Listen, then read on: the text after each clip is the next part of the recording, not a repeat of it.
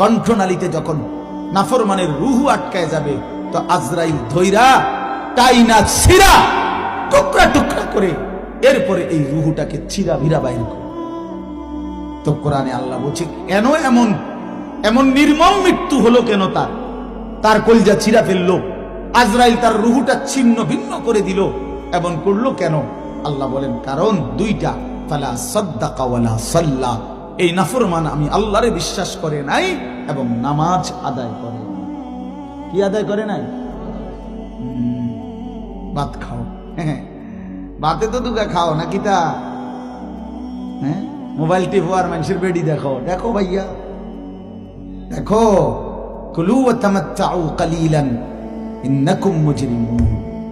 আল্লাহ বলে নাফরমান অল্প সময়ের দুনিয়া খাও, ভোগ করো, শুধু মনে রেখো তুমি নাফরমান। এখন ভাত খাও, পরে ফিরাও। কবরের প্রথম ঘন্টায় আমি বুঝাই দেব আমি মালিক কেমন। কাল্লা সাউফা তা'লামুন আলহাকুমুত তাকাসুর হাত্তা যুরতুমুল মাকাবির কাল্লা সাউফা তা'লামুন।